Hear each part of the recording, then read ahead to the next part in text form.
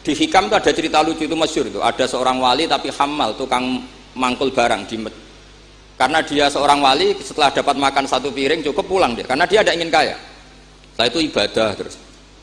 Lama-lama matur, ya Allah saya ini seorang wali, konsentrasi saya hanya ibadah, ngapain harus kerja jadi hamal, tukang manol. Mbok kasih rezeki yang tanpa saya kerja. Singkat cerita sama Allah ditakdir dicurigai maling, terus dipenjara. Di penjara tiap pagi dapat makan, sore dapat makan. Terus tanya, ya Allah kenapa jadinya gini? Kan kamu minta rezeki tanpa kerja. Ya di penjara itu gitu. Nah, makanya semenjak itu wali-wali itu nggak berani doa karena sekali salah itu masalah. Termasuk doa minta jadi wali itu efeknya punya istri cerewet kata Gus Zafur. Karena itu satu paket katanya.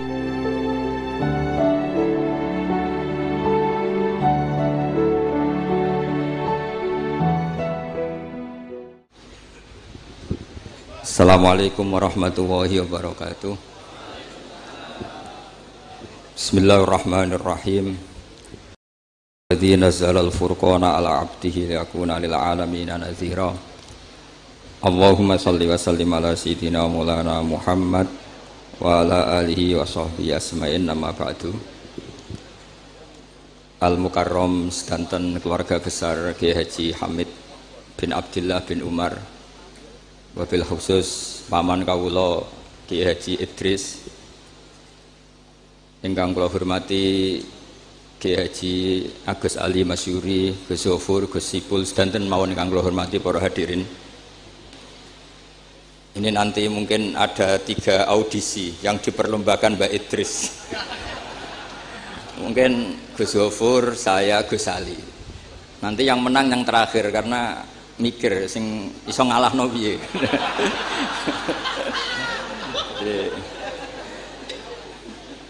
Yang kasihan Gus Zafur karena pertama, jadi saya bisa gasap ilmunya nanti. Begini, kecil saya itu sering sowan Pak Hamid karena memang sepupu mbah saya. Dalam catatan nasab mbah saya kandung namanya Fatimah binti Kholik bin Umar. Tapi sepuh-sepuh namanya tidak Kholik tapi Idris.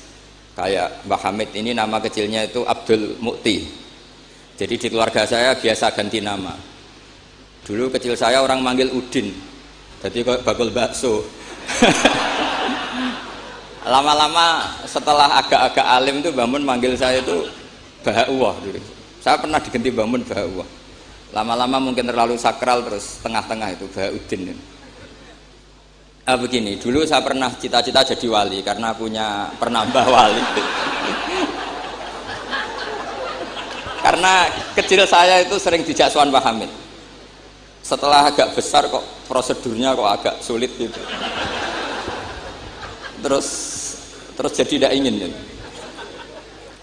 Tapi tadi kata Gus Zafur, sementing pernah nempati tempat yang dipakai wali. Tempat ini pernah dipakai Pak Hamid. Insya Allah nasib kita kayak Nabi Zakaria, karena takbirnya hunalika di tempat itu. Begini, jadi saya akhirnya nekuni ilmu itu di sarang. Yang jelas begini, sebelum hadirin tahu banyak, tradisi keluarga saya itu menghafal Quran. Dulu bapak saya Kiai Haji Nur Salim Al-Hafidh setiap kesini itu diminta Pak Hamid baca Quran di kamarnya. Jadi bapak saya itu kecelok ponakan mantu. Saya dengan Mbah Hamid itu nasibnya sama. Jadi Mbah Umar itu punya istri namanya Maimunah, itu mbak kandungnya Mbah Bedowi. Sama seperti Mas Arwani, semua yang di sini itu keluarga semua, keluarga Lasem. Tapi ke sini tidak penjajah karena Mbah Kusairi ya sudah di sini. Tidak kok terjun bebas, tidak ada yang bawa itu. Saya teruskan, nah, cita-cita kecil saya itu ingin jadi wali. Lama-lama kok syaratnya itu repot tuh. Karena idola saya itu Pak Hamid Pasuruan, kebetulan wali yang jalur sulit. Kalau wali jalur jadab itu gampang, ibu-ibu rada aneh-aneh itu clear sudah. Itu lebih gampang. Itu. Tapi Mbah Hamid ini kan ma'ruf bil ilmi karena beliau pernah ngaji di Mbah Khalil Harun di Kasingan, tapi gak lama, yang paling lama di Mbah Dimyati Termas. Beliau lama sekali ngaji di Badim Yati Termas, bareng Mbak Ali Maksum, bareng Mbak saya, Mbak Sidik, terus bareng banyak. Kita tahu Badim Yati Termas adalah adik kandung Kiai Mahfud At-Turmusi. Kiai Mahfud bin Abdullah bin Abdul Manan. Abdul Manan ini adalah awaluman lazama min ahli Jawa, mulazamah di Sayyid Az-Zabidi, Sahibul Ithaf, yang mengarang kitab Ithafus Sadat Al-Muttaqin. Itu murid mulazimnya itu orang Jawa, namanya Abdul Manan. Terus beliau punya anak namanya Abdullah, punya anak Mbah Mahfud, yang pada akhirnya jadi gurunya Mbah Hasyim siapa? Asy'ari. Mbah Mahfud ketika di Jawa, memang cerita wali itu syaratnya harus cerita grup. Ada grup WA wali itu ada, mulai dulu itu ada. Jadi wali itu syaratnya harus punya grup. Karena untuk legalitas wali itu harus disahkan wali. Nggak boleh wali diangkat menteri agama, Gus ya. Nggak boleh, Gus. Nggak boleh, kata beliau nggak boleh wali diangkat menteri agama. Yang angkat harus ketua wali. Ini Gus Ali seneng kalau nggak boleh. Jadi harus punya grup. Kenapa harus punya grup? Karena syarat kebenaran itu harus disepakati, harus konsensus bena ahli hak. Kalau NU menamakan ahwa ahlul halli wal aqdi. Kenapa demikian? Ada standarnya. Dulu Kiai Hamid itu ma'ruf ngaji Badim itu malah kitab Jamul Jami', kitab paling ruwet. Makanya alhamdulillah nggak banyak peminatnya. Karena sesuatu yang ruwet nggak perlu diteruskan. Jamul Jami' itu kitab yang saya dulu pernah ngaji Mbah Mun, abahnya Gus Zofur itu khatam. Itu ngaji itu lama sekali karena memang nggak bisa cepet-cepet, karena memang harus mikir. Setelah saya ngaji Jamul Jami', ngaji Lubil Usul, karena Kiai Mahfud itu al-usuli. Nah ini kaitannya dengan kewalian Pak Hamid. Nanti kamu bisa daftar lewat jalur ini, jalur saya ini nanti. Kitab Usul Fikih adalah sebetulnya kitab yang memudahkan kita jadi wali, meskipun pelajarannya susahnya minta ampun. Kenapa demikian? Karena Usul Fikih itu yang memberi ruang bahwa qutbu hadaddin adalah al-istildad bil mubahat. Pada akhirnya poros utama agama ini adalah orang-orang soleh itu nikmati ma'abahahu, sesuatu yang dibolehkan Allah Subhanahu wa ta'ala. Saya dulu ya janggal, Mbah Mun itu kalau ketemu bapak saya itu ya guyon terus. Kiai Hamid di Lasem sama Singat kalau ketemu keluarganya sering guyon di ruang tengah itu di Pondok Fakhriyah. Karena mbah saya itu sepupu beliau. Dulu saya janggal, sampai Mondok Sarang ya semua ulama kalau ketemu pasti guyon. Ternyata apa? Memang menurut pandangan usul fikih, hukum mubah itu tidak ada. Kenapa tidak ada? Karena mubah itu maknanya bisa dilakukan, bisa ditinggalkan. Padahal dengan melakukan mubah, seseorang pasti meninggalkan keharaman. Watarkul haram wajib, padahal meninggalkan barang haram itu wajib. Makanya rata-rata pondok-pondok salaf itu jarang santrinya diharamkan rokok, ngopi. Karena kalau kangkang itu ngopi terus rokokan dangak-dangak, itu artinya kan nikmati suasana pondok. Kayak apa kalau itu di bar itu, di kafe. Jadi itu bukan ngopi, itu tarkul haram. Nah, ini saya mohon yang kangkang kecil-kecil jadi wali lewat itu saja. Sehingga tidur itu ya wajib. Karena dengan tidur kamu tidak bisa maling, tidak bisa dugem, tidak bisa ke kafe, tidak bisa di perapatan lihat wanita-wanita cantik. Jadi wan naumu ibaratun antar kil ma'asi.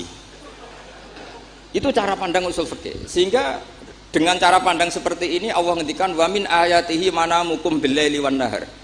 Termasuk ayatnya Allah adalah kamu tidur baik malam maupun siang dan baik subuh.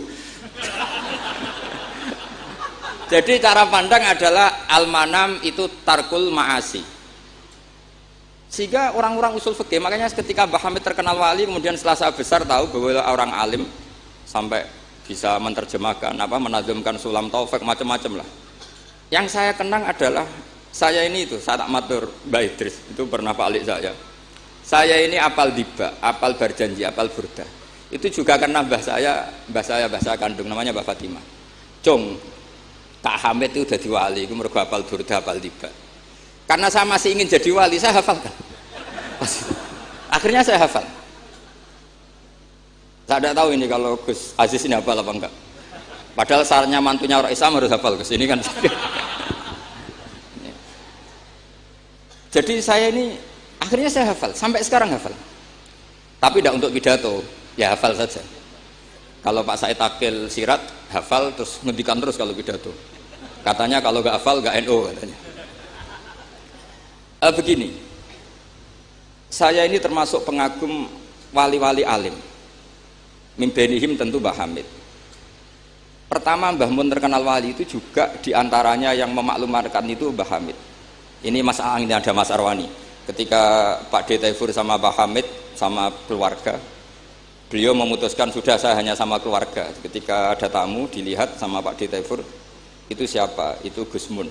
Mbah Hamid spontan ngindikan rojulun alimun waliwah. Semenjak itu orang Mbah Hamid spontan komentari Mbah Mun rojulun alimun waliwah. Semenjak itu orang ya sama lah seperti Mbah Hamid dulu mungkin sudah wali, tapi maklumatnya ketika Habib Ja'far bin Syekhon memaklumatkan bahwa akan datang seorang wali, terus yang datang ngaji Ihya itu Kiai Hamid. Nah ini nunggu pengumuman berikutnya. Tapi tadi Gus Gofur sudah mengumumkan Gus Ali datang, ini juga wali ya. Ini. Jadi, anggap saja ini penobatan. Cuma yang agak masalah ini kan Gus Gofur itu pernah putus sama Gus Ali. Mbah Mun saja manggil Gus Ali le. Jadi ini kalau betul penobatan minal adna ilal a'la ini agak. Jadi ini tauliyatul adna lil a'la. Jadi ini agak masalah. Maka belum begitu sah ini tadi. Atau kalau sah ya tanpa penobatan itu memang sudah wali itu. Jadi ini. Begini, saya minta supaya pendaftaran wali itu lewat jalur ilmu saja. Saya punya sekian cara untuk Anda menjadi wali, dekat Allah, maksudnya wali itu dekat Allah. Tentu tidak akan sekali Mbah Hamid, sudah itu tidak sopan, ingin sekali Mbah Hamid itu tidak sopan. Jadi wali yang biasa-biasa saja. Saya pernah baca hadis di Musnad Ahmad. Suatu saat Rasulullah itu kelihatan ceria sekali. Oh, monggo Gus Idrar, monggo. Gimana Gus Idrar?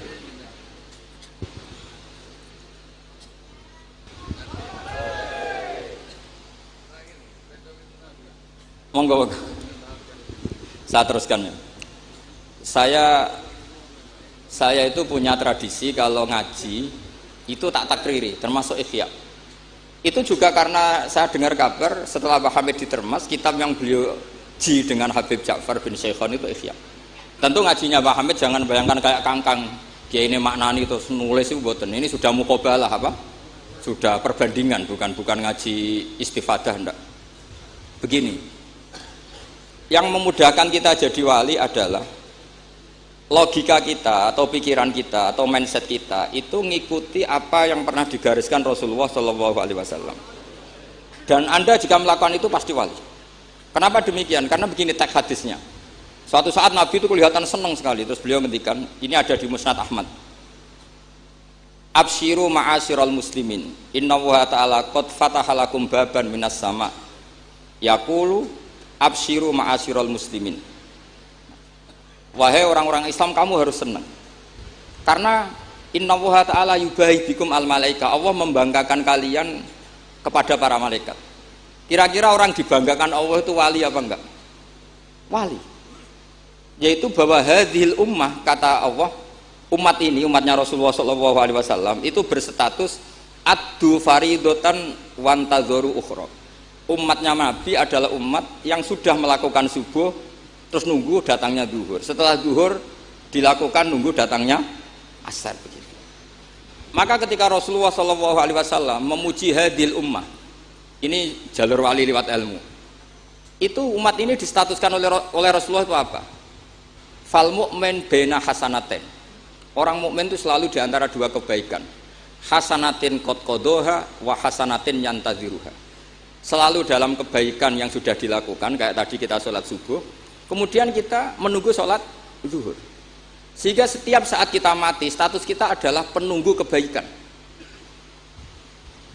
Jadi ini penting saya utarakan supaya orang mukmin selalu melakukan kebaikan dan menunggu akan melakukan kebaikan lagi. Sehingga safarnya begitu terus, perjalanannya begitu terus, dan itu bisa menjadi niat. Kemudian sebagian ulama ini dibabkan di bab niat. Kenapa orang di surga selamanya padahal amalnya berdurasi, amalnya terbatas. Misalnya kita masuk surga, amal kita paling banter kan 60 tahun, 80 tahun. Kenapa kita di surga abadal abad? Itu oleh ulama seperti Imam Suyuti dibabkan bab niat. Karena kita punya niat, punya komitmen. Lau isna abadal abad la amanna ya abadal abad. Lau syi'na abadal abad ya la sholaina abadal abad. Karena kita punya niat, andaikan kita hidup selamanya, kita akan iman selamanya. Andaikan kita hidup selamanya, kita akan sholat selamanya. Nah, kenapa orang kafir mu'adzab abadal abad padahal dia kafirnya juga terbatas? Karena di hati mereka kalau hidup terus ya akan begitu terus. Sehingga disebut itu dibabkan di bab apa nih? Niat. Nah, orang mukmin barokahnya ada istafet tadi, habis subuh ingin duhur, ingin asar. Selalu perjalanannya dari estafet melakukan kebaikan menuju estafet kebaikan yang lain. Makanya orang mukmin kata Rasulullah Shallallahu Alaihi Wasallam, fal mukmin bena hasanatin, yaitu hasanatin qad qadaha wa hasanatin yantaziruha. Sehingga saya mohon sekali kalau jenengan sedang melakukan kebaikan harus langsung punya niat kebaikan yang lain, kebaikan yang lain. Makanya saya tetap berharap suatu saat setelah Mbah Hamid akan lahir wali baru, lahir wali. Ngenteni terus. Orang kudu kasil saiki ngenteni wae ben terus. Karena kalau kasil saiki malah ndak nganti ngenteni. Saya itu pernah kalah debat sama santri seumur-umur itu satu. Gus, jenengan sama saya itu masuknya surga cepat saya kan. Kenapa? Kata Rasulullah, man salaka thariqan yaltamisu fihi ilman sahalallahu lahu thariqan ilal jannah. Itu yang masuk surga itu yang masih mencari-cari. Kalau jenengan sudah ketemu itu enggak masuk hadis itu. Wah, kurang ajar betul itu orang itu. Jadi itu syaratnya harus masih mencari. Kalau sudah ketemu itu tidak masuk hadis itu karena sudah ada yaltamisu fihi ilman. Ini saya ijazahkan kepada Gus-Gus yang muda. Saya ngijazahi Mbak Idris nggak berani. Tak ijazahkan ini sama Gus Aziz. Mbah Hamid dulu masyhurnya itu supaya orang-orang tua ini yaltamisu fihi ilman. Itu yang orang-orang sepuh itu kalau sowan beliau disuruh ngapalkan Quran. Ada yang 2 tahun mati, 4 tahun mati. Sementing kata beliau, kata Mbah Hamid sini, sementing kowe nuju golek ilmu cum. Termasuk Pak De Bukhari yang orang Lasem itu juga ngapalkan Quran. Ada yang 6 juz mati, 9 juz mati. Karena Mbah Hamid ingin semua orang itu yaltamisu fihi ilman, bahwa dalam kehidupan ini mencari-cari apa? Ilmu. Meskipun beliau tahu secara teori nggak sampai umurnya. Makanya kalau suwun yang sepuh-sepuh ini juga terus daftar wali nanti, terus belajar. Tapi jangan buku yang menyesatkan. Nah, kenapa begitu? Karena ulama dulu tuh ingin semua orang itu melakukan hasanatin qad qadaha wa hasanatin yang taziruha. Tapi Rasulullah karena tahu kalau orang terlalu kepedean itu masalah. Terus Nabi juga ngendikan wal mu'min baina makhafatin. Orang mukmin dalam ketakutan dua. Yaitu baina ajalin qad madha la yadri ma wallahu qadin fihi, ma wallahu saniun fihi. Wa baina ajalin qad baqiya la yadri ma wallahu qadin fihi. Itu betapa Rasulullah itu jami'ul kalim. Orang yang kalau ngendikan itu mudah difahami. Tapi kamu jangan selalu gembira. Kamu itu punya 2 ketakutan, dihimpit 2 ketakutan. Yaitu ketakutan masa lalu kamu, yang kamu tidak tahu Allah akan memperlakukan kamu kayak apa. Dan ajal yang akan datang, kamu juga gak pernah tahu nanti kamu diperlakukan Allah kayak apa. Makanya terus ulama-ulama kalau ngarang itu biasanya dibabkan kitabul khaufi war roja. Jadi rojaknya karena al-mu'min baina hasanatin, yaitu hasanatin qad qadaha wa hasanatin yantaziruha. Tapi juga al-mu'min baina makhafatin, baina ajalin qad madha la yadri ma wallahu saniun fihi wa baina ajalin qad baqiya la yadri ma wallahu qadin fihi. Sehingga orang Islam semuanya stabil, ada khauf, ada raja. Dan itu lagi-lagi di kitab Ihya, kitab yang dimulazamai Mbah Mun, dimulazamai Mbah Hamid. Saya sampai sekarang masih terus belajar Ihya. Nak ra iso yo ngerpek. Saya sampai sekarang masih ngerpek kitab Ithaf itu. Karena saya punya Ihya itu 4 kalau nggak 5. Cetakan Toha Putra, DKI, Darul Hadis Al-Qahirah. Saya biasanya kalau kitab induk punya sampai 4 sampai 5. Nggak tahu kalau ibu induk nggak tahu itu punya, nggak tahu saya. Pokoknya kalau kitab induk itu saya punya sampai 4. Karena sering salah cetak. Kenapa dulu sering salah cetak begini? Kalau seorang ulama ngarang itu ditungguin muridnya. Imam Bueti nulis, Imam Buzani nulis, Imam Robi nulis. Mungkin karena Imam Syafi'i ngendikan misalnya yas taswid, mungkin yang satu nulis pakai shin, yang satu nulis pakai shod. Sehingga kitab sekecil takrib itu ada wafinu shotin kata. Nah, karena kalau sekarang kan enggak di komputer kalau masternya sama ya sama. Terus kalau dulu enggak. Wa fi ba'din nusah kada, wa fi nusatin kada. Karena muridnya beda. Problemnya ya nanti kalau muridnya pas geloyor ya enggak karu-karuan. Makanya ada sanad, salah petik itu jadi mati. Ada santri yang enggak pati ngalim, kitabnya dia itu Hayatun Sauda Dawaun min Kulida. Jadi kelebihan titik. Akhirnya dia cari ular hitam, khayah itu mana nih ular, sauda itu hitam, dawaun min kulida, penyembuh dari segala penyakit. Karena kitabnya pakai titik 2, dia cari ular hitam, kebetulan itu kobra. Ya dipatok mati. Ya sembuh betul, tidak sakit lagi. Ya. Ya dia kitabnya dia itu khayatun sauda. Padahal yang benar itu habbatun sauda. Jadi kalau salah titik itu resikonya seperti itu. Jadi habbatun sauda, kitabnya dia hayatun sauda. Nah berikutnya ini mungkin yang terakhir, ini trik jadi wali. Yang mintorikil ilm, seorang lagi mintorikil ilm. Banyak kitab menjelaskan bahwa Abu Yazid Al-Bustami itu tanya, ya Allah, orang sehebat saya itu siapa? Karena beliau itu ahli ibadah. Sama Allah dijawab oleh hatif ya tentu. Kamu tidak usah tanya caranya Allah jawab gimana. Tidak wali itu tetap nggak bisa tuh. Jadi wali dulu nanti tahu sendiri. Ditunjukin temannya yang pinggirnya itu loh, teman kamu yang tidur. Kenapa ya Allah? Ini orang sama saya husnudzon, tahu bahwa saya ini baik sekali, makanya ditinggal tidur. Kalau kamu ibadah terus, jadi ada gimananya gitu sama saya. Jadi, kamu jadi wali yang jalur itu aja, yang apa? Ya husnudzon itu. Sampai di Ihya itu ada makalah begini. Suatu saat zaman kalau sudah rusak, itu hatta yakuna ahsana a'malihim an-naum. Sehingga amal terbaik mereka itu tidur. Kenapa demikian? Saya pernah belajar juga sama bapak. Kalau bapak guyon tuh gini. Kan di Hikam itu ada makalah gini. Manusia itu siapa? Kata Hikam, man kanat mahasinuhu masawiyah. Manusia itu orang yang kalau baik saja buruk, apalagi pas buruk. Jadi manusia itu mangkanat mahasinuhu masawiyah, fakih falatakunu masawihi masawiyah. Manusia itu orang pas baik saja buruk, apalagi pas buruk. Terus tak tanya bapak,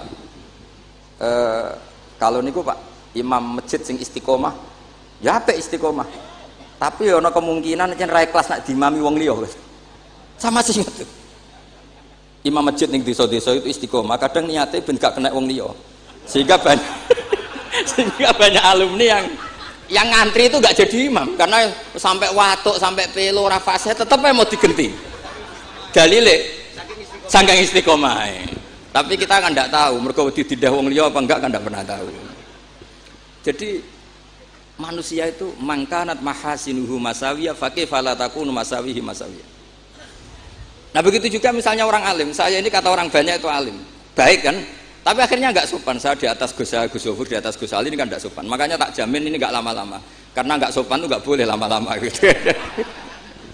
Jadi orang itu apapun baiknya itu pasti ada sisi. Itu guyonannya orang-orang alim dulu itu sampai gitu. Man kanat mahasinuhu masawiyah fakih falatakunu masawihi masawiyah. Manusia itu orang yang saat baik saja ada buruknya, apalagi pas buruk. Coba kamu fakir itu bagus. Karena ngeringankan hisab, tapi ono tangga lara ra iso nulung, ono wong macam-macam ra iso nulung. Padahal fakir itu bagus.